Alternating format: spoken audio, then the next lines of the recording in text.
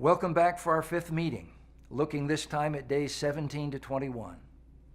As you converse and pray together in these gatherings, I pray that your group will be more and more attuned to each other, more and more grateful for each other's faith and fellowship as you team up to work out your apprenticeship to Jesus.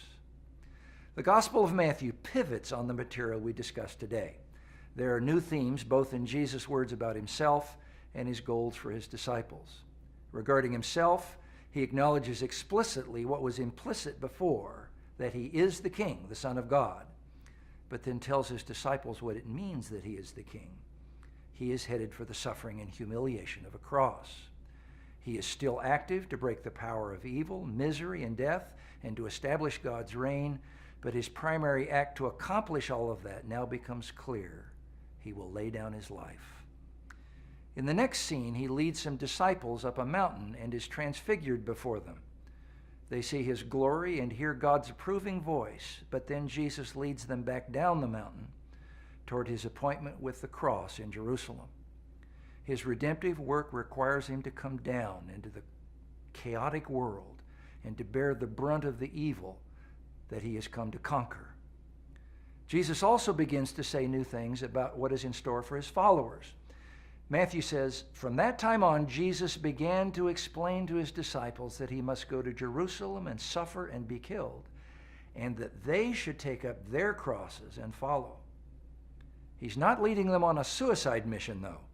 Jesus tells them, "Whoever loses their life for me will find it." He is showing the way to life. Just as Jesus' death will be followed by his resurrection, so our coming low and letting go will lead us to fulfilling life on earth and to eternal glory when he returns. If we had thought it would be nothing but glory and happiness all the way, his message comes as a shock. But the life Jesus promises costs him everything, and he is not shy about requiring us to deny ourselves and follow. And he immediately clarifies another theme in our discipleship. Jesus has used several illustrations of the idea of drawing people together. The shepherd gathering lost sheep, the harvester gathering ripe grain, the fisherman drawing in his net. But now he states his mission explicitly: "I will build my church." He has come to gather God's new people, his family, his flock, in continuity with all God had been doing for centuries through Israel. The church is the community of Jesus' followers, and he will build his church out of disciples who have humbled themselves and who have ceased to clutch on to what they previously thought was life. Disciples will become truly great people as they become unselfish and take a lowly position like that of a child. Jesus says, "I will build my church." We have to be reminded repeatedly that Jesus is not merely an appealing teacher. He is God's anointed king. God has placed all things under his command. Jesus casts the vision and gives us our marching orders. Jesus is the center of our message and the source of our widening impact. In our discipleship, founded on the rock of Peter's confession of Jesus as Messiah and Son of God, we perpetually draw one another to Jesus himself. What kind of church is he building? First, it is a righteous community, not characterized by the sterile rule-keeping of his critics, but by a deep inner righteousness that emerges through cooperating with Jesus. We will not ask just what God permits, but what he prefers. Ours will not be a self-important, scolding righteousness, but a tender, respectful watch care in helping our fellow members of the flock stay close to the shepherd. Second, it is a powerful community. He has made it so that we exert spiritual power along with him. As we forgive each other, Jesus will bring effective forgiveness from God.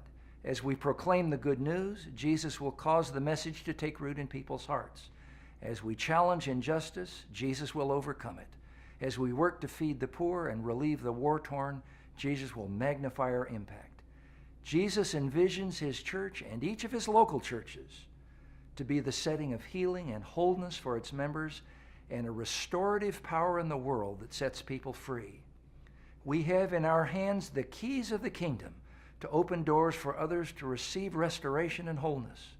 I invite you to think concretely about what breaks Jesus' heart in what human miseries He can empower us to challenge and overcome together. We want to keep asking, how is God clarifying His call to us individually and as a community, and what is our action plan in response? Finally, Jesus is not just a visionary and a victor. He's a very practical shepherd.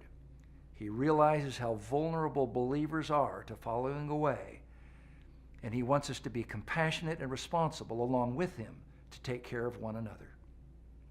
In Matthew 18, that's day 20, He concentrates on how to win back the sheep who are beginning to stray. In the next chapter, He focuses on our home relationships, shoring up disciples who are married and those who are single. He builds His churches by building up the individuals and families in those churches, training us in forgiving and reconciling love.